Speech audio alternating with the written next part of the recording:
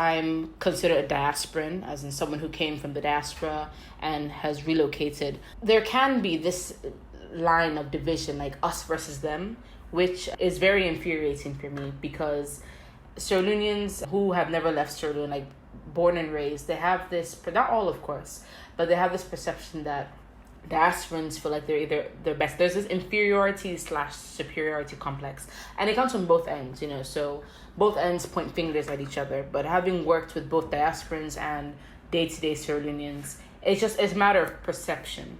Some people see diasporans as they feel that they're superior. All they do is speak English. They refuse to speak Creole, which is not everyone.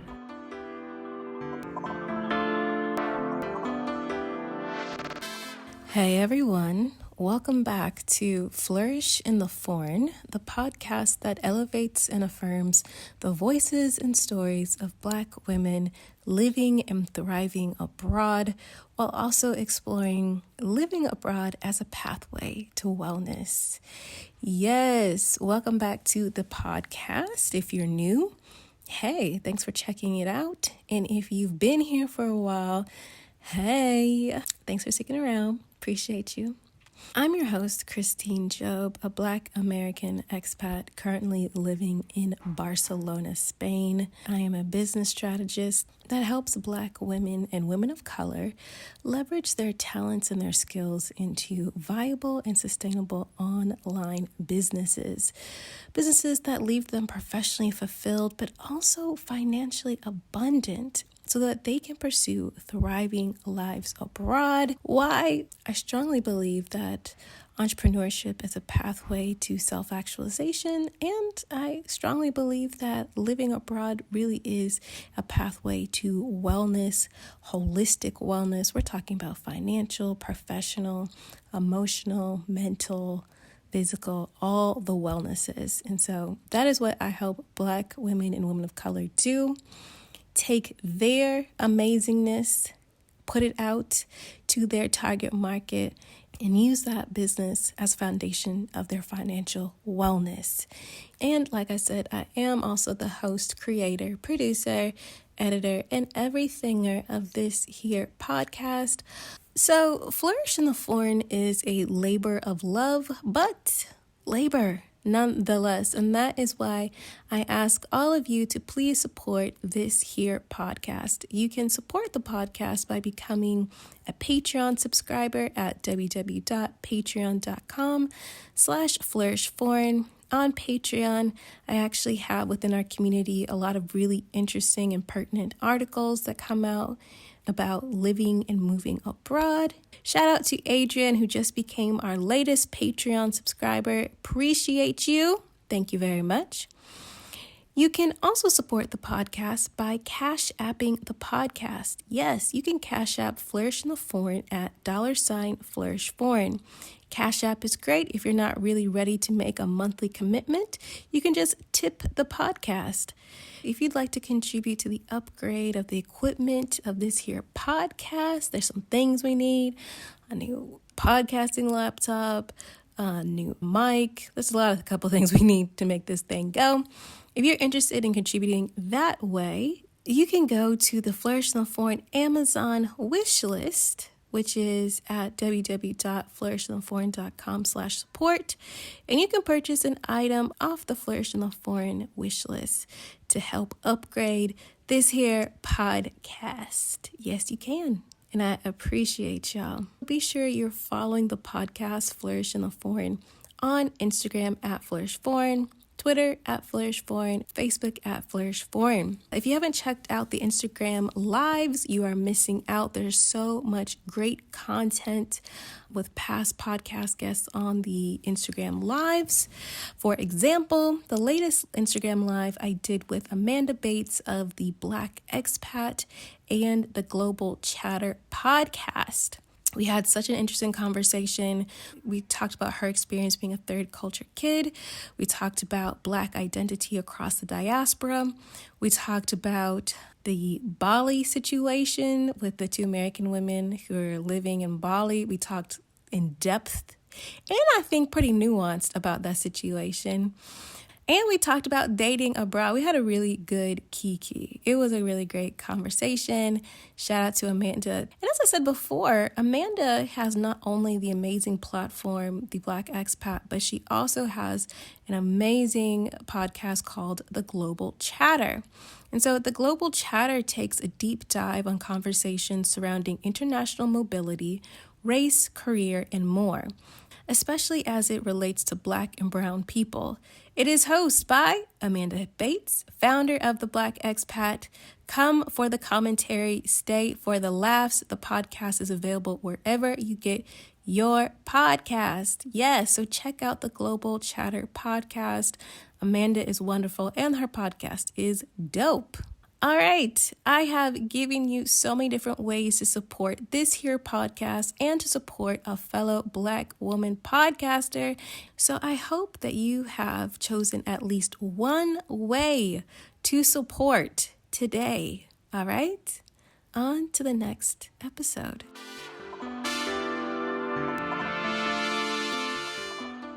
I'm really excited for today's podcast because today's podcast features a woman who has repatriated, and sometimes the topic of repatriation comes up across the diaspora about what does that really mean? Do you have to have specific ties to a country? Do you not have to have specific ties to a country?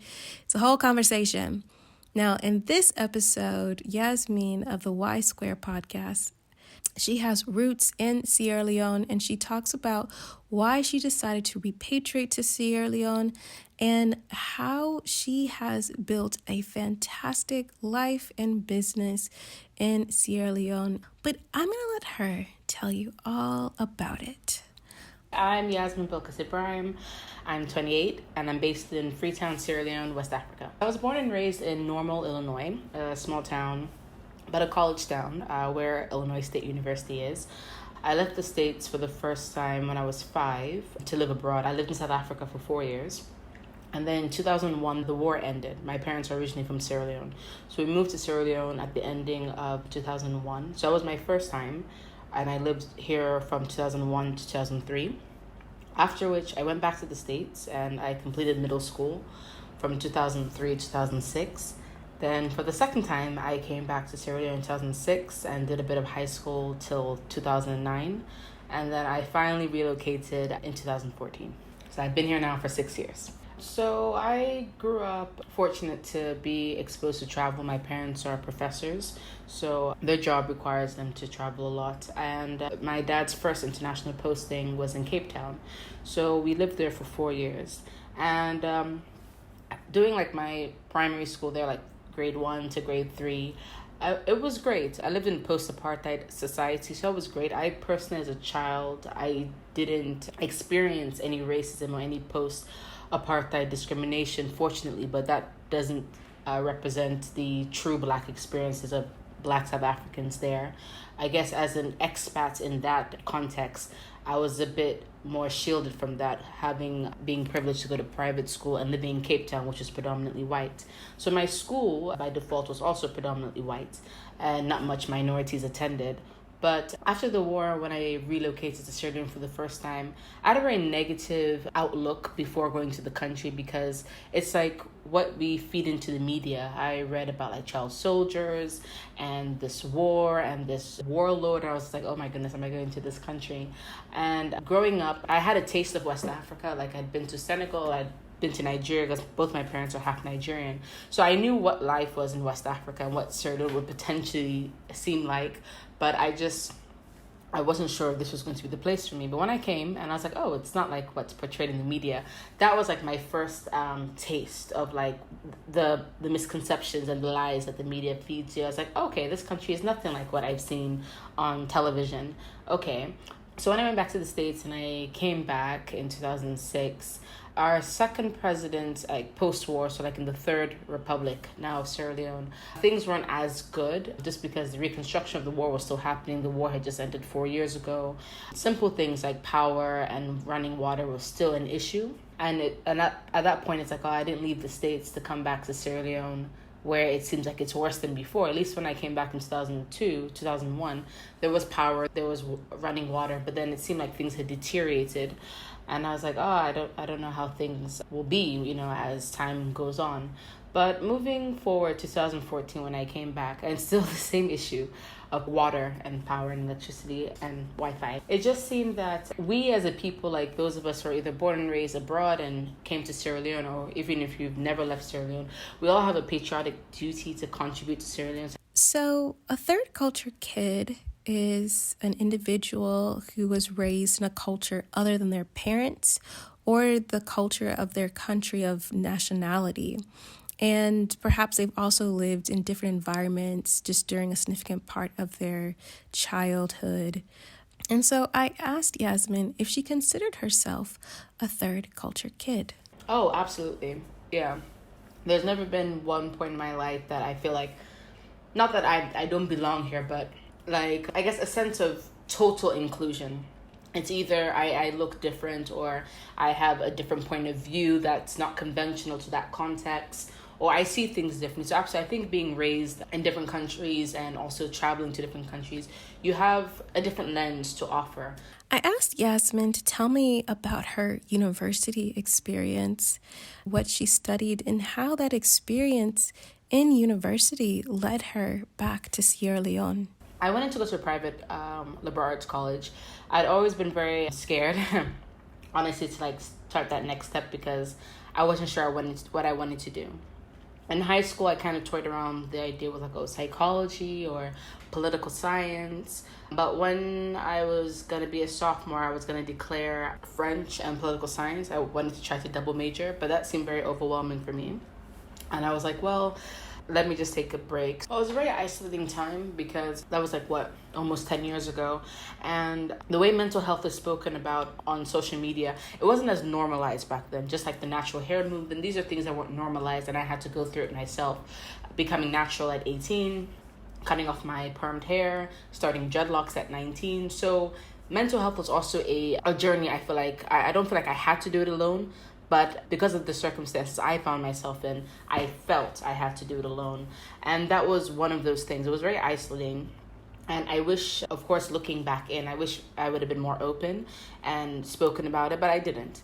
So that made it a bit more difficult. But honestly, the journey overall, coming back home, to not only breathe air into something that, I thought was long dead, and I was just very tired mentally and emotionally from the States, it was very rewarding. My parents were in Sierra Leone. They had proposed it because they knew the state of my mental health and emotional health. They actually proposed to 6 months. So I just took them up on that offer. So after I came back to Sierra Leone, I ended up finishing university here.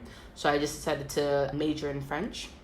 I took some electives in political science, but I didn't minor in it or anything. I ended up getting a certificate in a complete different subject, global health, because I started working in mental health and sexual reproductive health rights. I was like, okay, it would be great if I have a global health certificate. So I got that at the medical school here.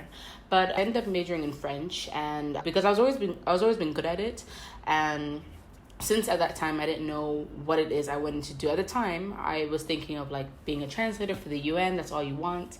But then when you read into global politics and international relations and found out the UN was practically evil, I was like, okay, let me find something else. I do teach, and that's one way. That's one of my streams of revenue is through teaching and translating. But I ended up deciding to do French because I liked it. And I'm in the process of getting my master's in public health. So I think that when you do something very broad, it allows you to focus on other subjects and do other things. Not that French wasn't intensive, learning a whole language is, but because I already had 10 years of experience, it wasn't so much as a challenge. So I was able to work, I was able to grow my business, I was able to travel for work. So it was very flexible. So I'm glad I ended up choosing French at the end of the day, despite my family's objections. Oh, what are you going to do with French? It's not a profitable subject, this and that, but I actually travel sometimes to be a translator. Yasmine is an entrepreneur, and so I asked her to tell me more about her businesses and more about her nonprofits, and what were the impetus for creating these entities? So during Ebola, 14,000 girls became pregnant, teenage girls.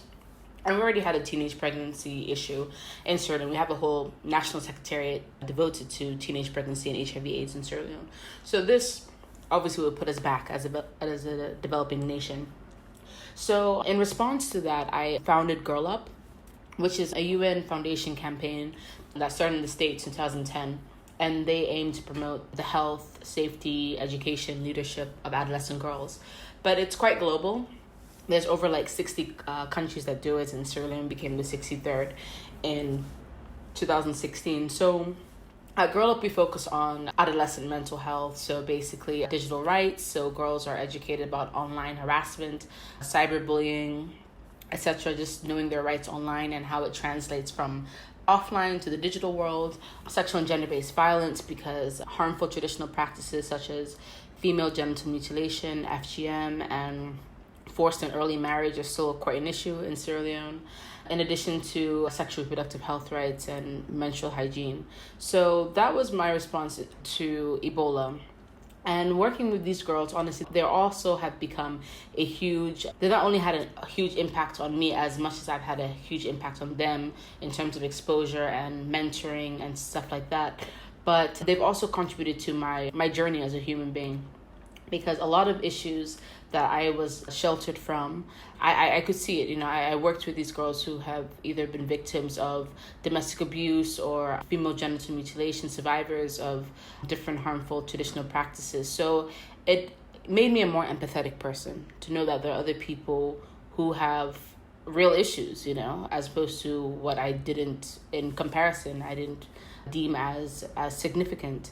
So working with them and understanding the key issues and the root causes of patriarchy in a developing country, in Africa, was very important to me and very integral for my feminist journey. I produce shea butter products and stuff like that. The shea butter business, that's a social business that was born in a response to keep the nonprofit sustainable. So I registered Girl Up as a community-based organization. So our team, no one is paid, including myself, kind of like not get into that rut of like, okay, well, we can't do anything if we don't have money. No, I don't want that to be an issue. The girls should always get the information no matter what. So that's where Ori came into place. Like Ori, the profits from Ori, it goes to run the Girl Club. As I mentioned, I majored in French, and because I didn't have a huge, overwhelming course load, and there were only 4 people in my graduating class, our professors were very lenient, so I was able to have a full-time job while I was in university. So during that time, I was teaching at different NGOs and offices, teaching them French, teaching their staff Creole. Creole is the lingua franca in Sierra Leone. So throughout my tutoring, and which I was also doing during Ebola, I was like, I might as well just register this as a business. And it came to a point that my tutoring, I was out earning my salary by a lot. So I was like, well, I might as well not teach at the school anymore. So I resigned and went to do business and consulting full time. I've never looked back. It's very flexible just because Sierra Leone's economy, like the leone, our local currency, it depreciates very quickly towards the dollar. It's a very volatile economy. So one thing that's helped is that having international clients where you can charge in a foreign currency. So no matter what the exchange rate is, I'm not losing money. And the flexibility that it awards me was very fulfilling. I could meet clients online. I don't necessarily have to go physically, and you also have more time for yourself and to be more creative. So I think being an entrepreneur under 30 in West Africa, it's worthwhile. It's not easy, of course. There are unpleasant situations wherein you're guaranteed a contract and then you're kind of snaked out of it, or some people are not very forthcoming, but that doesn't taint the 7 other million people who have opened doors for me, who have been very kind, who want to work with young people. Because we live in a society, not only is it patriarchal, but like African society is very ageist. So even though, yes, I'm young, I have a degree, whatever, it's all about like, oh, well, you're like 20 years younger. And most of my clients in the case, they're always like 20 or 15 years my senior. I don't feel inferior to that, but the average Sierra Leone, the average African, ageism is a very big factor. So sometimes young people such as myself, we're sidelined. And only when it comes to something that will give them clout, like, oh, do you have a young person on your team? Like this whole diversity factor in quotes. Like if you have a woman, or you have a person of color in the Western world, that's what's seen as diverse. In Africa, what's seen as diverse is if you have a young person on your team. So I always ask them, like, so that's kind of like my diversity factor question that I ask. I'm like, how many young people are on your team? If I'm the only one by default, I don't take it. So that's kind of how I try to create space for other people on the table, make sure that they're also under 30 and make sure that they're women as well. So those are kind of like the challenges, but also opportunities. As an entrepreneur, you kind of find the opportunities and challenges to further your agenda. So that's kind of like how it is business-wise and entrepreneur-wise as a young person in Sierra Leone. Because Yasmine is an entrepreneur, I asked her what were the logistics of starting a business in Sierra Leone. Registering a business, it's gotten much easier. So you can fill out all the paperwork online on the website, whether it's a partnership, whether it's a sole proprietorship, whether it's a social business. There's every single category on their website. But because we still live in a quite manual system, you'd have to print it out and then you go to the office and it collects the respective signatures, which is usually like 4 or 5 or 6 signatures. But at least you can initiate the process online, so it's not very cumbersome. And then you pay at the bank, and usually on the day you get it, but worst case scenario, 1 to 3 business days, you'll get your certificate and you're fine, and it's already registered with the National Revenue Authority. So in terms of like you just keep your books in check, and whatever you owe the government, depending on your bracket, then you pay them based on that. So that's okay. In terms of young diasporans or even non-Sierra Leoneans who want to come and do business in Sierra Leone, it's always good to have someone on the ground, because some people, they may not be able to live here, but they want to be in whatever country that they live in, and that's fine. Have a good, solid business partner, someone that you trust, and trust is something that you have to build, of course, but someone who's familiar with the landscape, the economic and the entrepreneurial ecosystem that you can work with. So that could make business easier, especially if you have a partner abroad. Sending money through direct deposits is easier rather than sending it through money channels that you lose a lot of money, like Western Union or MoneyGram. So that helps a lot in that respect. I feel like Sierra Leone is a country that almost anything can thrive if you find your niche, especially if your niche is like something that a lot of Sierra Leoneans may not be interested in. It's something that's like the 1%ers, that's fine. But as long as you can find sustainable revenue coming in from those 1%ers. So it just depends on how you target it and who you target it to. One social media platform that works probably in Nigeria, it may not be as successful here. Like, as a person, I'm not much of a Facebook person. Like, millennials don't even use Facebook anymore. But as a business person, as an entrepreneur, I have to use Facebook because that's where the majority of my clients come in for my consultancy business. That's where a lot of people see products, so they always are messaging the Ori page. So Facebook is what works for advertising. Instagram, it's emerging, but not as much. And Twitter, not so much. So you need to know what works in your market. So that's one thing that I would advise diasporans who want to start a business. Just don't come with this idea. Come and do your market research, at least for 6 months. Find out what you want. How are you going to make this work, especially with the depreciating leones against the US dollar? These are pertinent things you need to know, and especially associations you can join, like the Chamber of Commerce. If it's a local product like Ori, we join the local content agency, things like that. You need to know the agencies that are in your corner, so that can also help to amplify your business. So I asked Yasmine if the politics of Sierra Leone ever affect her day-to-day life. And she actually gave a really good story about when we first virtually met. We were supposed to have an appointment, and if I'm remembering correctly, we had to reschedule due to some political unrest that was happening in Freetown at the time. Every now and then, there's always political fights and brawls. Like the day Yasmine and I were supposed to have our interview with you, we're like, oh, sorry, there's a shooting in town. That happens more often than I care to admit. So that day, there was a political party prisoner that was held at the state penitentiary, and whether or not there was a breakout for him to come out, it's not quite sure, because apparently he was transferred to a different institution.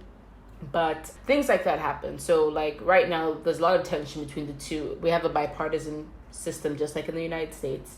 And there's a lot of tension between the two parties. So not so much in Freetown, the violence happens. It's a lot in the provinces because that's where the strong party holders are. Another one of this is a systemic issue in Africa, but in Sierra Leone to be particular, is tribalism and regionalism. As a Pan-Africanist, I don't identify on a ethnic basis. I just identify on a national basis. I'm a Sierra Leonean, I'm an African, I'm Pan-African. But a lot of people, again, because of society, there are ethnicities that are deemed in a higher social rank. So a lot of the minority ethnicities, they identify as one of the larger ones because there's more power. And a lot of this power equates to political power. So a lot of them, they may not necessarily belong to that ethnicity. They may have married into it, or because it's a very big village or community, they end up speaking the language. It's like Creole. Creole is the lingua franca of Sierra Leone, but it's influential because the Creoles, the liberated Africans who came to Sierra Leone in the 1700s, they formed that language when they came to Freetown and founded Freetown. So the Creoles, they're the ones who have the English sounding names. They're the ones who were captivated by the British. So they're the ones who had the white collar jobs. They're the ones who are the most influential, and they're not indigenous. So they have that kind of power. So it's this, that's one reason why Creole is widely spoken in Sierra Leone. And with regionalism, the people who belong to the northern part of Sierra Leone, predominantly they belong to one political party, and those in the south belong to the other. So the politics that plays, that's where a lot of the violence and disruption happens. It's in the provinces because that's where these strong political parties are. That's where the traditional harmful practices usually take place, and they resonate with their sponsors here in Freetown, in the capital. So a lot of our political issues, they stem from that. They stem from disagreements or fights that happen there. But in terms of how it affects me as a person, I would say more so with business. The taxes are quite high, especially for importation. But there is an agreement, a West African agreement that now has been enacted that reduces that, especially for small business people, small and medium enterprises. So that's one thing that would help. I think at an ECOWAS level, which is the Economic Community of West African States, we're about 15 in West Africa, that helps a lot. But at the local government level, not so much because of like the tax imposition, how high the taxes are. I was curious to know how Sierra Leone had managed COVID-19. And just for full disclosure, when I spoke with Yasmine, it was in the summertime, so things possibly could have changed, but these were her thoughts on the COVID response in Sierra Leone. When COVID first came to Africa, I think the first African country was Egypt and then South Africa. Sierra Leone was quite proactive. This is because we're still traumatized from Ebola. So we closed our borders immediately, our airspace, everything. But unfortunately, on one of the last flights in March, the case that we got was an imported case from Belgium, a Sierra Leonean who went for a meeting in Belgium and then came back and contracted COVID. So then I think a few doctors as well had treated it, and it started to spread in the community as well. Not very widespread because people became very vigilant. Sierra Leone is a very word of mouth culture because we have a very high illiteracy rate. So it was mostly a lot of community mobilizers, people at the local government level, like the chiefs, the head of villages. They would be informed like, yo, there's this new disease that's here. It's nothing like Ebola. This isn't that. This is how you can warn your people. Because by default, village people are vigilantes. They know if you belong to their village or not. So those who are by borders of, because we border Guinea and Liberia, it's not hard for them to detect, oh, this person is not from here. So because our borders are very porous, there were people who were like elected to be kind of like guards of the country. Like, okay, we can't deploy the entire military. We don't have those resources, but we're counting on you, you as a Sierra Leonean. If you see this person, report them to the nearest police station, to the nearest, patrol officer or whatever. So it was more of like having people to be aware, because a lot of people, even up till now, they deny the existence of COVID, and it's just not a Sierra Leonean issue, it's a global issue. So, but because something like Ebola happened to us not too long ago, about 5 years ago, people were more readily accepted or more able to accept the existence of COVID. But again, there are some naysayers. So in that approach, I commend the government for being proactive. Of course, there have been things along the line the past 5 months they could have done better. As in the funds that were allocated, the testing, we could have done more testing. We could have used the funding more appropriately to fund treatment centers and isolation centers. There were many complaints of COVID patients, both symptomatic and asymptomatic, that they're not getting X, Y, and Z. So things like logistical issues, basically, and poor management, that is our issue as a whole in Sierra Leone. So that's one thing that they could have done. But the measures that they put in place, and the contact tracing, the primary and the secondary contact tracing, apparently we were like one of the top nations in the world to have handled that. So in that respect, I'm very happy, and I was very proud to be a Sierra Leonean, knowing that as in the world, we're one of the few countries that were very good at the contact tracing. So that's another thing that I also commend the government for.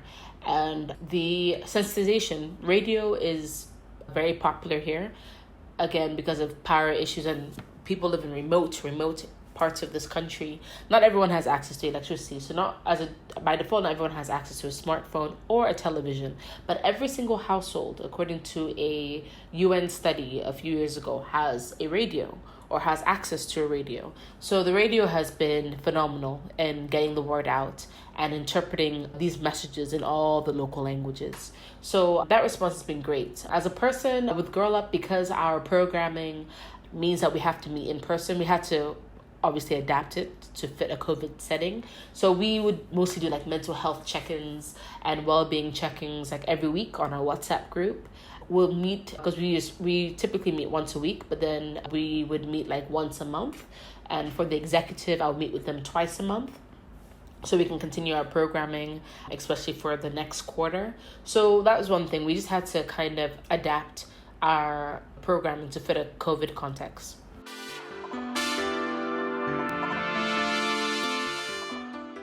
Hey everyone, I hope you're enjoying this episode of Flourish in the Foreign, and if you are, please be sure to take a screenshot, tag Flourish Foreign, and share it across your social media networks. It's really important to share these stories. Since you are enjoying this episode, be sure to support this podcast by becoming a Patreon supporter at www.patreon.com/flourishforeign, tipping the podcast via Cash App at $flourishforeign, or purchasing an item off of the podcast Amazon wishlist, which you can find at www.flourishintheforeign.com/support. All right, on to the rest of the show.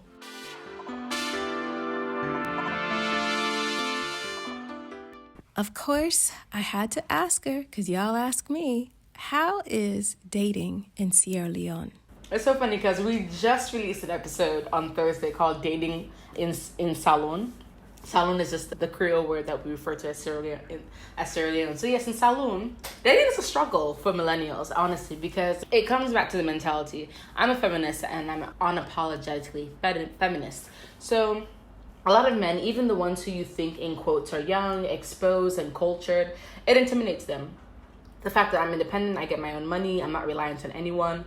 As someone who is young, she has her own car, she has her own business, I'm seen as intimidated by default. So a lot of men are like, oh, well, then what do you want me to do for you if you're doing everything for yourself? I'm just like, then step up. Like, it's not that hard.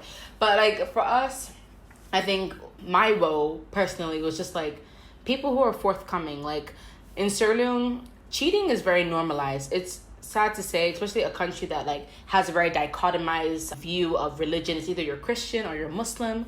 But cheating is very, very normalized. In Salon, we have this expression that's called "we're all not mates," which means that we're all peers, we're all dating each other.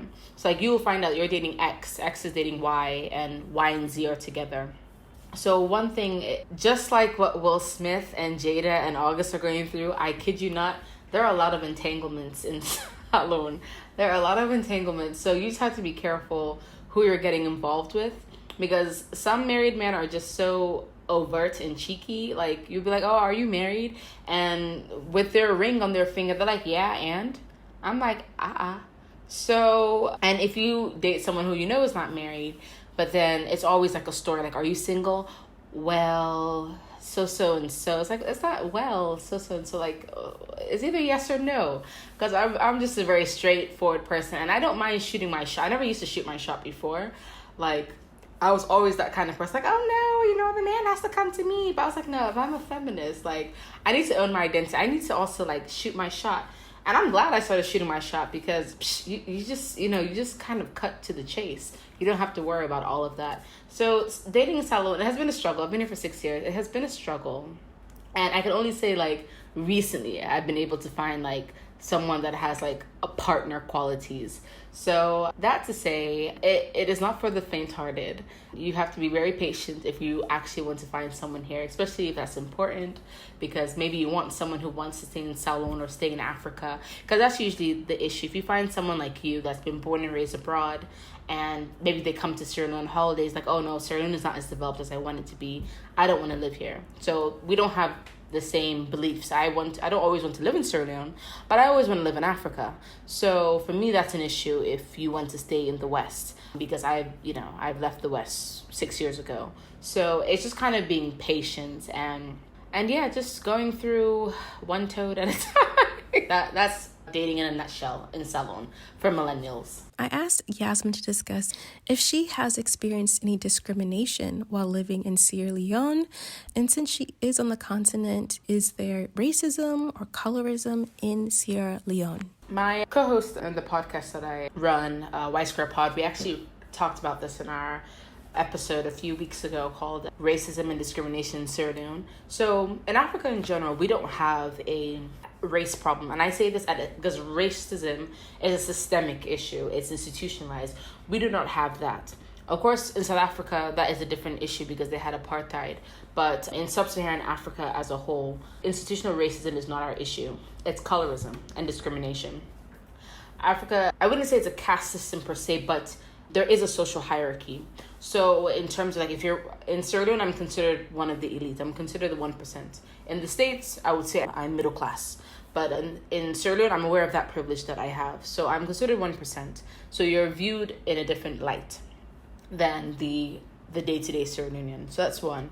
Because I'm considered a diasporan, as in someone who came from the diaspora and has relocated, or there can be this line of division, like us versus them, which is very infuriating for me, because Sierra Leoneans who have never left Sierra Leone, like born and raised, they have this, not all of course, but they have this perception that diasporans feel like they're best. There's this inferiority/superiority complex, and it comes from both ends, so both ends point fingers at each other. But having worked with both diasporans and day-to-day Sierra Leoneans, it's a matter of perception.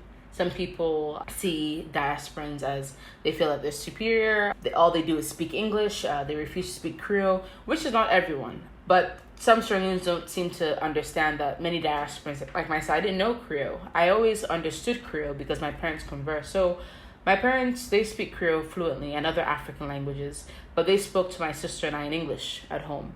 So when they converse to one another, we always grew up understanding Creole, so we weren't completely in the dark. And that's the case for a lot of diasporan kids. So when they return or when they come to Sierra Leone for the first time, the one thing we always ask is speak Creole to us, because we can't learn the language, we can't learn the grammatical structure if you don't speak it to us. So I was very unsuccessful my first time because no one spoke Creole to me. But when I came back the second time for high school, and I had high school Sierra Leonean friends, then I learned Creole. So I was successful in learning Creole. So, and then I decided to learn the actual structure, because at my school, I went to a private school again, so they didn't teach Creole, they teach international languages like Arabic and French. So I learned French. But at government-assisted schools in Sierra Leone, they teach you Creole in secondary school, so they know how to write it and read it. And I wanted to be literate in Creole. I didn't want to be a Creole speaker in just oral. So there is that divide in terms of class. Yeah, Sierra Leone is, in most African societies, is a very classist society. So that's something that's very commonly found in West Africa, and colorism as well. But colorism is something that was it's an inherent byproduct of colonialism. That's not something that we per se are in control of, as it's one of those things that have trickled down from colonialism.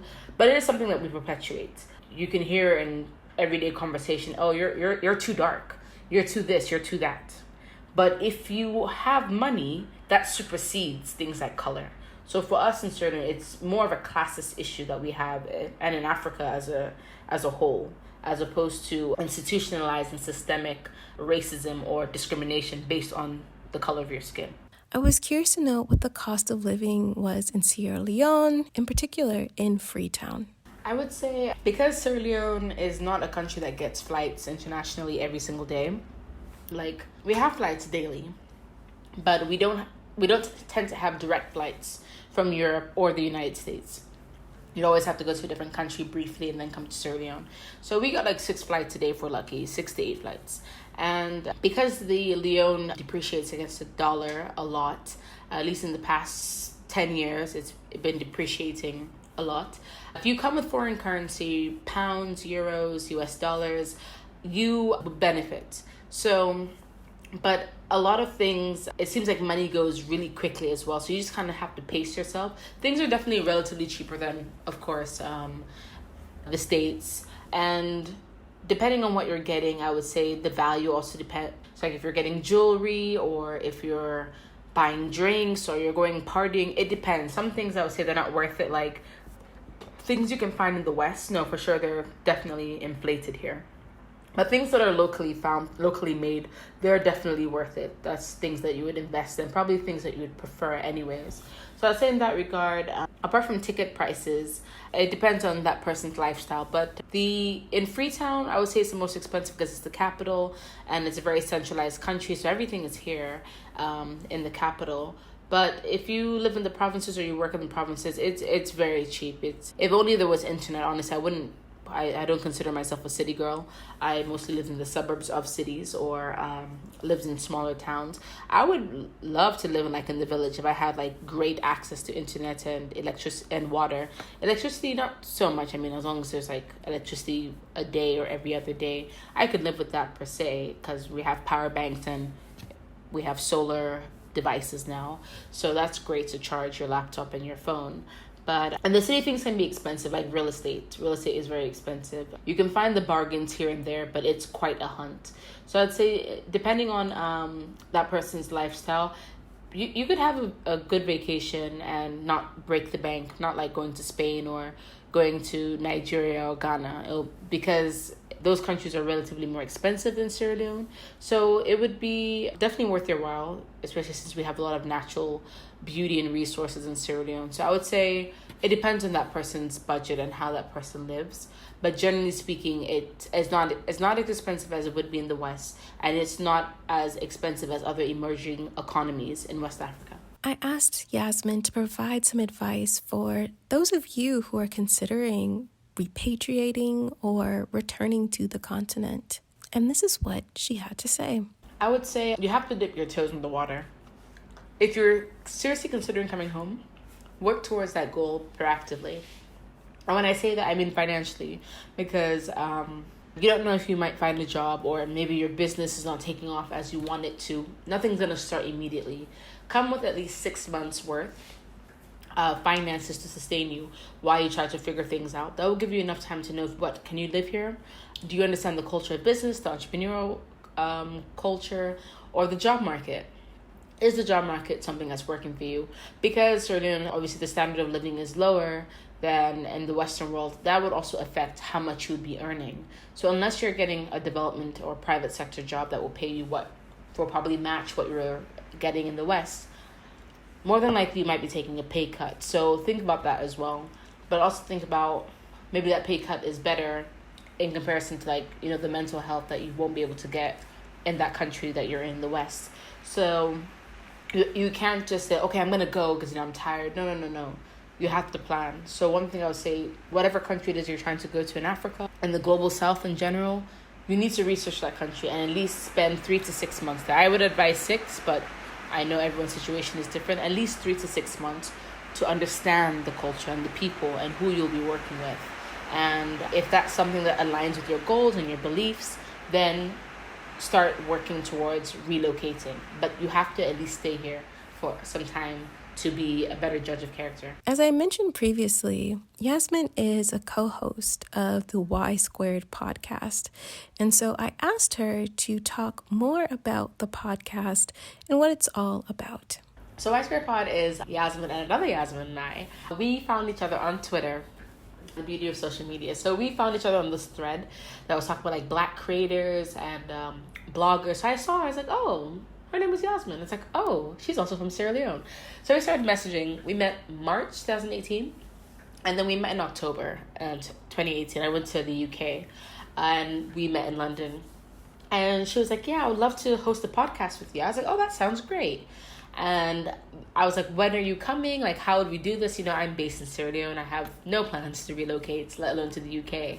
And she's like, oh, don't worry about it. You know, we'll figure it out. So I thought, okay, maybe she has one of these sophisticated apps or something that we could do this. So she's like, oh, I'm coming to Sierra Leone. I'm moving. I was like, no, you're not. So she just came December 2018 and she's been here. I was like, oh, you're serious? So that's basically how we met. And we started doing the structure for Y Square Pod. So basically it first started off as we have 3 seasons, and the rest of the episodes, they're not in seasons. They just go by episode 22, episode 23. So each season originally had 7 episodes. So we had 21 episodes that were in 3 seasons, and the rest are independent episodes. The first season, I would say, was about our journey, our collective journey coming to Sierra Leone, me being here for 6 years, her at the time only in Sierra Leone for like 3 months, and why we chose to come back, and living and working in Sierra Leone as entrepreneurs, as digital content creators, which is a very niche market in Sierra Leone. How do we make it work? So that was basically the premise of our podcast. But then as we expanded and we got more traction and we got featured in a lot of media, both locally and internationally, we decided to make it a more collective journey. It started with us, but now it's with everyone who wants to be a part of the journey. So we started inviting people onto our podcast, and that's what it's become. Basically, we have a topic, and it could be around culture, entrepreneurship, living in Africa. It's quite diverse. We try to be very open, and I wouldn't say appeal to all walks of life, but anyone who's open-minded, anyone who has a gender lens, anyone who's socially conscious. That's it. So that's, I would say, is our target audience. According to our analytics, we reach people from 18 to age 60. So judging by that, it's a very wide gap. And I would say people who are more socially conscious, very progressive, people who want to just know and learn from others. So when it's not just the two of us talking, we have guests come in. We recently started a segment, Y Square Pod and Friends. So our friends came on and we talked about the dating culture episode, and we'll have like a guest that will come in from who's an expert in his or her field, and he or she discusses it. So that's pretty much the premise of Y Square Pod. But we've evolved from a podcast. The POD in pod now stands for producing, organizing, and developing. So we do content strategy for small and medium enterprises. We do hosting workshops. Every year we train adolescent girls in content creation and blogging. So that's one thing that we do. We also facilitate and advertise on the podcast. I asked Yasmine to describe to me her definition of wellness and how had moving back to Sierra Leone really influenced and transformed her concepts and her practice of wellness. I'll say wellness is acceptance, being at peace, like going to bed and not worrying about, oh my goodness, do I have to do this or I need to do that? This is how I'm viewed in society. I think it's just going to sleep without those kind of thoughts. Of course, we live in a very high-paced society and world in general where you have to hit deadlines, you have things to do, you have bills to pay, and that's great. But I would say wellness is when you're at peace with yourself, when you're by yourself and you're not thinking of anything else, you don't feel isolated, you feel at ease. For me, wellness comes in the form of meditation. That's something I've been practicing off and on for 4 years. But I also journal. I got back into journaling a few months ago.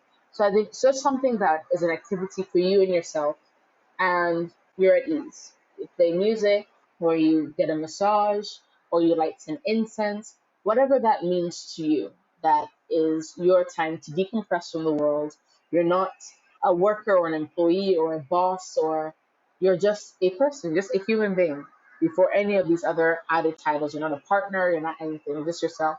So I would say it's very important, especially since the social expectations of Black people of Black women to perform are ridiculously high and impossible and just downright demeaning in some cases. You're a human being before you're any of these labels. So wellness for me is when you get to that, you get that time of the day, whether it's 30 minutes or 1 hour, and you can get to be alone and you feel peace. So I think that's very important to practice, not just for your business ethics or your professional ethics or whatnot, but just as a day-to-day person, so that you don't have that mental breakdown, you don't feel overwhelmed, and you know that you're loved and you're human first before anything else. Thank you so much, Yasmine. If you are interested in keeping up with Yasmine, you can via social media. So you can find me at Instagram, Facebook, Twitter at Mina, Mina, Bilkis, Bilkis. My website is minabilkis.com. For Ori Shea Butter, if you want to support the girls, and if you like Shea Butter, of course, we are found on Instagram at Ori from Sierra Leone, ORI from Sierra Leone, and our website as well, orifromsierraleone.com. And the girls that we support, if you want to support the girls in our programming, it's girlupsl.org and Girl Up SL on all our platforms, Facebook, Twitter. All right. Thank you all so much for tuning into this week's episode. I appreciate you so, so much. If you've enjoyed this episode, be sure to become a Patreon of this podcast. Support this Black woman podcast. And you can do so at www.patreon.com/flourishforeign. You can cash app this Black woman podcast at $flourishforeign. And of course, you can contribute to the upgrade of our production equipment by purchasing an item off our Amazon wish list at www.flourishintheforeign.com/support. Also, be sure to be following the podcast across all social media channels. Yes, please do that. Instagram at Flourish Foreign, Facebook at Flourish Foreign, Twitter at Flourish Foreign, and YouTube. I will be dropping more videos this week on YouTube, so definitely check that out. Also, I just wanted to let y'all know that I appreciate your support and I appreciate your feedback. And so I have a survey that I would love for you to just fill out and give me your thoughts on the podcast. And in exchange, I will enter you into a random drawing for a Clubhouse invite. This time I have four Clubhouse invites. So if you want to get in, let me know, fill out the survey and enter to win. And I'll be making the drawing this Saturday. So make it happen. All right. As always, thanks to Zachary Higgs, who produced the music of this here podcast. I appreciate you, sir. If you're interested in getting some music for your podcast or for your next project, hit him up. His information is in the show notes. All right, that's it for this week. Go abroad and cultivate a life well lived. See you next week.